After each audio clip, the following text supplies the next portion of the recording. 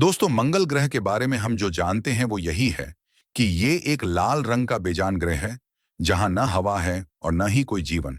लेकिन क्या होगा अगर हम कहें कि जो कुछ हमें सिखाया गया है वो सब झूठ है?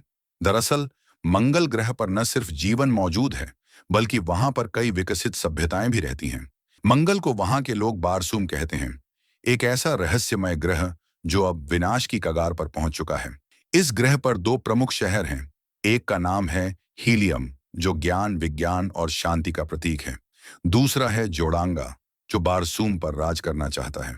जोड़ांगा का राजा साबथान बेहद क्रूर है और उसकी सेना बारसूम को बर्बाद करने पर तुली हुई है। हीलियम और जोड़ांगा के बीच हजारों सालों से युद्ध चल रहा है, लेकिन अब युद्ध एक नया और खतरनाक मोड़ लेने वाला है।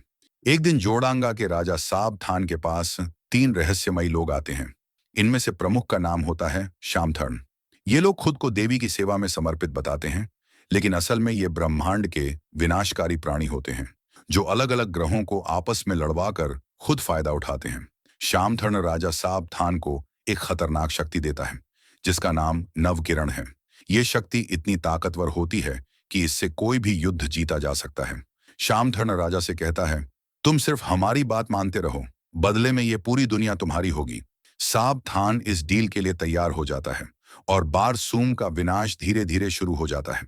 अब दूसरी तरफ कहानी आती है धरती पर। साल है 1881 और जगह है अमेरिका। यहाँ हम मिलते हैं एक रहस्यमय इंसान जॉन कार्टर से। जॉन एक पूर्व सैनिक है जिसने जिंदगी में बहुत कुछ खोया है और अब शांति चाहता है। एक दिन जॉन एक खत लिखता है अपने भांजे एडगर को, और उस खत में वो कुछ ऐसा लिखता है जिससे उसकी जिंदगी हमेशा के लिए बदल जाती है। एडगर को जैसे ही वो चिट्ठी मिलती है, वो तुरंत जॉन से मिलने पहुंचता है। लेकिन अफसोस, उसे बताया जाता है कि जॉन कार्टर की अचानक मौत हो गई है। एडगर को यह खबर झकझोर देती है। वो अपने अंकल से बहुत प्यार करता था। जब वो उनके अंतिम संस्कार की जगह जाता है, तो उसे एक अजीब बात पता चलती है। जॉन का शरीर किसी ताबूत में नहीं दफनाया गया, बल्कि एक ऐसे बंद कमरे में रखा गया है जिसे सिर्फ अंदर से ही खोला जा सकता है। जॉन के नौकर एडगर को एक डायरी देता है और कहता है, तुम्हारे अंकल ने कहा था कि ये डायरी सिर्फ तुम पढ़ो, तुम्हें तुम्हारे हर सवाल का जवाब इसी में मिलेगा। एडगर जब अपने अंकल जॉन कार्टर की दी हुई डायरी को पढ़ना शुरू करता है, तो उसकी आंखों के सामने एक ऐसी कहानी खुलने लगती है जो न सिर्फ अविश्वसनीय होती है, बल्कि सच्चाई से भी ज्यादा हैरान कर देने वाली होती है।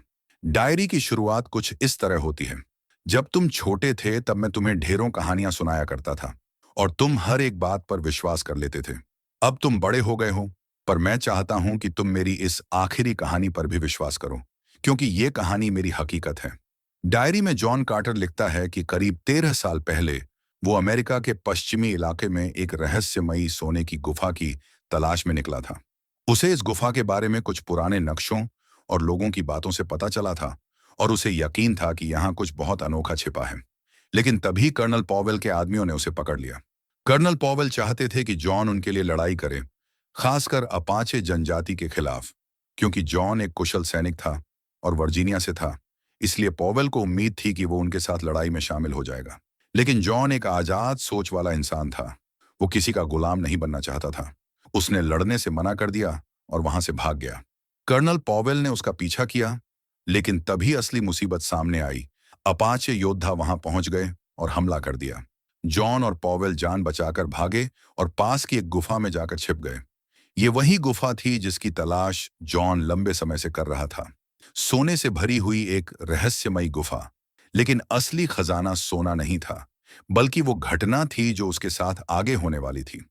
गुफा के अंदर जॉन को एक अजीब सा आदमी दिखाई देता है। वो साधारण इंसान नहीं होता, बल्कि एक एलियन जैसा दिखने वाला शख्स होता है, जो किसी गुप्त मिशन पर वहां आया था। इससे पहले कि वो जॉन को मार पाता, जॉन उसे आत्मरक्षा में मार देता है। उस शख्स के गले में एक चमकता हुआ लॉकेट होता है।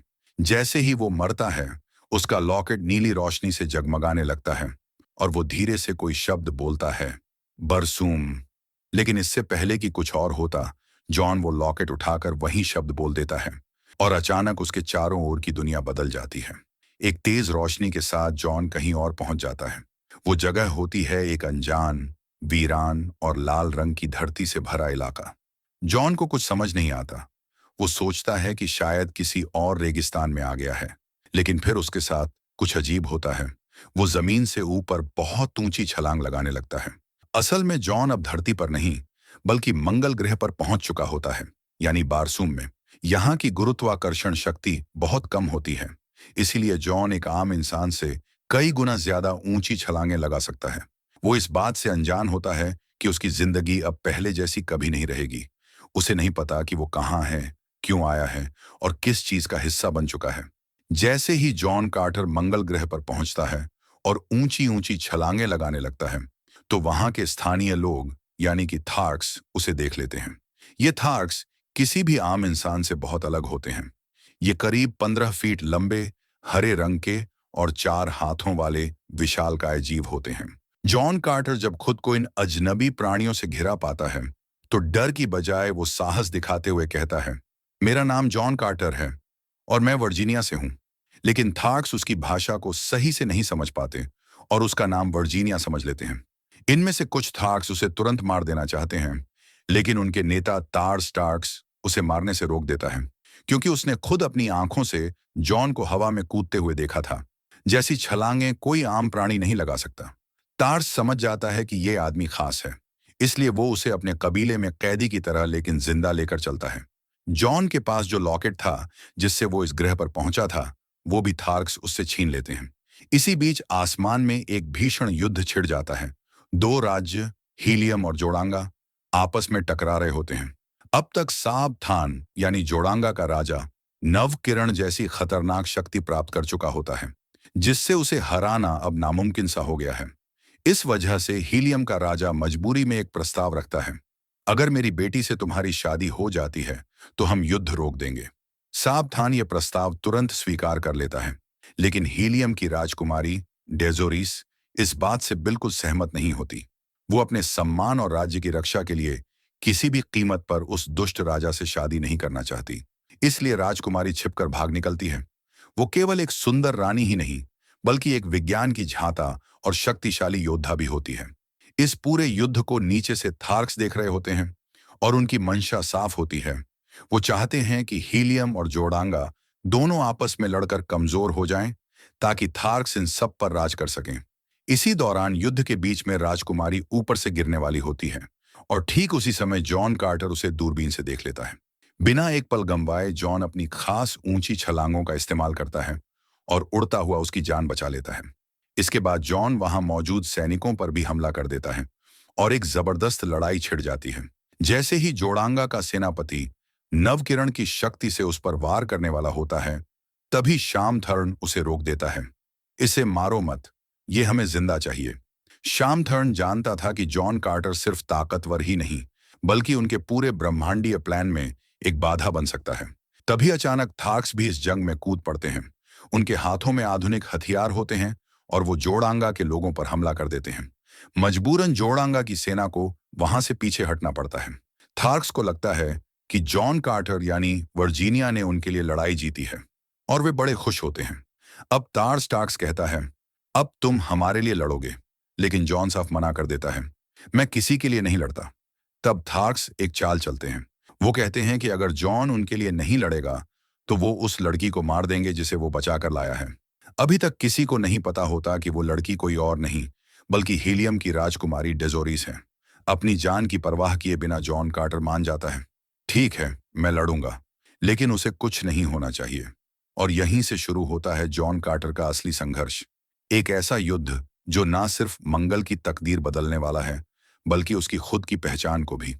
अब कहानी में एक मोड़ आता है। हीलियम की बहादुर राजकुमारी डेजोरिस जब जॉन कार्टर के साथ सफर पर होती है, तो वो उससे एक सवाल पूछती है, तुम इतनी ऊंची छलांगें कैसे लगा लेते हो? ये किसने सिखाया? जॉन कार्टर थोड़ा हंसता है और कहता है कि उसे खुद भी नहीं पता। वो तो बस सोने की एक गुफा की तलाश कर रहा था और न जाने कैसे ये सब हो गया। अब जब डेजोरिस उससे सवाल जवाब करने लगती है, तो उसे धीरे धीरे समझ आने लगता है कि जॉन कार्टर इस दुनिया का नहीं है। और जब जॉन कहता है कि वो पृथ्वी से आया है, तो डेजोरिस को उस पर भरोसा नहीं होता। वो हैरानी से पूछती है, तुम करोड़ों मील दूर से अंतरिक्ष पार करके यहां तक कैसे आ सकते हो? जवाब में जॉन उसे उस लॉकेट के बारे में बताता है जिसके जरिए वो यहां आया था। लेकिन अब वो लॉकेट जॉन के पास नहीं है। उसे थार्क्स के सरदार ने अपने पास रख लिया था। अब कहानी और गहराई में जाती है। जॉन कार्टर, डेजोरिस और थार्क्स सरदार की बेटी तीनों एक पुराने रहस्यमय मंदिर की ओर निकलते हैं। ये मंदिर बहुत पवित्र माना जाता है और बाहरी लोगों का वहां जाना सख्त मना होता है। मंदिर के भीतर उन्हें एक पवित्र नदी के बारे में पता चलता है, लेकिन असल में वो कोई स्वर्ग का रास्ता नहीं, बल्कि मौत का दरवाजा होता है। फिर भी उन्हें यकीन होता है कि शायद इसी रास्ते से जॉन वापस अपनी दुनिया यानी पृथ्वी जा सकता है। इस यात्रा के दौरान जॉन को आखिरकार यह भी पता चल जाता है कि डेजोरिस कोई आम लड़की नहीं, बल्कि हीलियम की राजकुमारी है। वही राजकुमारी जिससे जोड़ांगा का राजा शादी करना चाहता था। यही कारण था कि वो अपने राज्य से छुपकर भाग निकली थी। ये तीनों जब उस जगह पहुंचते हैं जहां से नदी निकलती है, तो वहां बहुत अजीब घटनाएं होने लगती हैं। जहां लोग देवी का चमत्कार मानते हैं, असल में वहां मशीनों का जाल फैला होता है। ये कोई जादू नहीं, बल्कि तकनीक होती है। इसी दौरान राजकुमारी को नव किरण के रहस्य का भी पता चलता है, वो अद्भुत शक्ति जो जोड़ांगा के राजा साब थान को दी गई थी। फिर जॉन वहां अपना लॉकेट जमीन पर रख देता है, और जैसे ही वो सक्रिय होता है, वहां और भी बदलाव होने लगते हैं। इस बदलाव के बीच राजकुमारी को एक और चौंकाने वाला सच पता चलता है। थानस, जिनकी कहानियां वो सिर्फ बचपन में सुनी थी, वो असल में सचमुच अस्तित्व में हैं। थानस ही वो रहस्यमयी और शक्तिशाली प्राणी हैं जो इस पूरे ब्रह्मांड में घूमते रहते हैं। ये किसी भी ग्रह पर आ जा सकते हैं, रूप बदल सकते हैं और दूसरी दुनिया की तकनीकों का भी इस्तेमाल कर सकते हैं। और इन्हीं में से एक, शाम थर्न, वो है जिसने जोड़ांगा के राजा को नव किरण दी है। अब डेजोरिस को पूरा यकीन हो जाता है कि जॉन कार्टर झूठ नहीं बोल रहा था। वो सच में वर्जीनिया से है और पृथ्वी से आया है। और इससे भी बड़ी सच्चाई यह निकल कर आती है, जॉन कार्टर की असली बॉडी अभी भी पृथ्वी पर ही है और वो केवल टेलीग्राम की तरह उसकी आत्मा या चेतना मंगल पर भेजी गई है। मतलब वो असल में एक दूसरे शरीर में जी रहा है।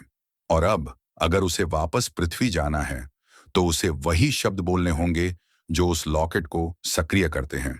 लेकिन मुसीबत यह है कि वो शब्द किसी प्राचीन भाषा में लिखे हैं, जिन्हें पढ़ना आसान नहीं है। इन शब्दों का अनुवाद करने के लिए उन्हें हीलियम की लाइब्रेरी में जाना होगा, जहां इनसे जुड़ी किताबें और संकेत मिल सकते हैं। मगर जैसे ही वो सब जानने की कोशिश कर रहे होते हैं, तभी वहां शाम थर्न और उसके साथी थानस आ धमकते हैं। शाम थर्न यानी वो रहस्यमयी थान जो किसी भी ग्रह, किसी भी शरीर और किसी भी रूप में आ सकता है, अब खुलकर सामने आ गया है। वो अपने लोगों को आदेश देता है, राजकुमारी और उस आदमी जॉन कार्टर को जिंदा पकड़ लो। जैसा उसने कहा वैसा ही होता है। जॉन कार्टर को बंदी बना लिया जाता है और राजकुमारी डेजोरिस को वापस उसके महल भेज दिया जाता है। लेकिन जो तीसरी साथी उनके साथ थी, थार्क सरदार की बेटी, वो पवित्र नदी के अंदर जमीन में समा जाती है। यानी वो वहां से किसी तरह बच निकलती है। अब दूसरी तरफ महल के अंदर डेजोरिस अपने भरोसेमंद आदमी को भेजती है और जॉन कार्टर को जेल से छुड़वाकर अपने पास बुलवा लेती है। जब जॉन को यह पता चलता है कि डेजोरिस अब जोड़ांगा के राजा से शादी करने जा रही है, तो वो हैरान और दुखी हो जाता है। जॉन सवाल करता है, तुम ऐसा कैसे कर सकती हो? डेजोरिस का जवाब सीधा और भावनात्मक होता है, तुम हमारे लिए नहीं लड़ना चाहते, तुम अपनी दुनिया में वापस जाना चाहते हो। और मुझे लगता है कि अपने लोगों को बचाने का यही एक तरीका है कि मैं इस शादी के लिए हाँ कर दूं। इतना कहकर वो अपना लॉकेट निकालकर जॉन को थमा देती है, वही लॉकेट जिससे जॉन मंगल ग्रह पर आया था। अब डेजोरिस को वो गुप्त शब्द भी याद हैं, जिनके जरिए जॉन पृथ्वी वापस जा सकता है। वो जॉन का हाथ पकड़ती है और कहती है, मेरे पीछे शब्द दोहराओ। जॉन उसकी आंखों में देखता है और शब्द बोलना शुरू करता है, लेकिन तभी महल का दरवाजा जोर से खुलता है। डेजोरिस जल्दी से कहती है, जल्दी करो, आखिरी शब्द बोलो। लेकिन जॉन अब वो आखिरी शब्द नहीं बोलता। वो और डेजोरिस एक दूसरे को दिल से चाहने लगे हैं। और उसी वक्त साबथान यानी जोड़ांगा का राजा वहां आ जाता है। पर वो जॉन को नहीं देख पाता, क्योंकि जॉन ऊंची छलांग लगाकर छत की दीवार पर छिप गया होता है। जब वो नीचे वापस आता है, तो उसके सामने एक औरत खड़ी होती है। लेकिन वो कोई आम औरत नहीं होती, वो शाम थर्न होता है, यानी थान जो रूप बदल सकता है।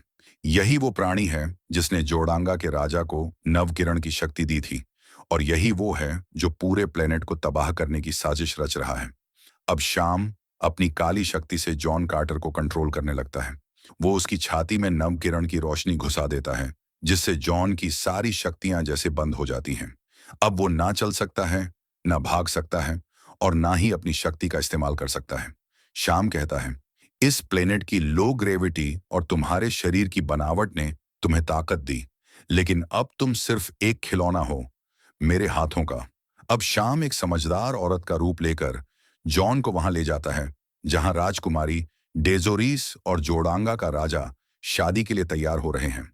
शाम कहता है, ये लड़की बहुत तेज है, इसने नवकिरण का रहस्य जान लिया है और आज रात जब दो चंद्रमा आपस में मिलेंगे, ये शादी पूरी हो जाएगी।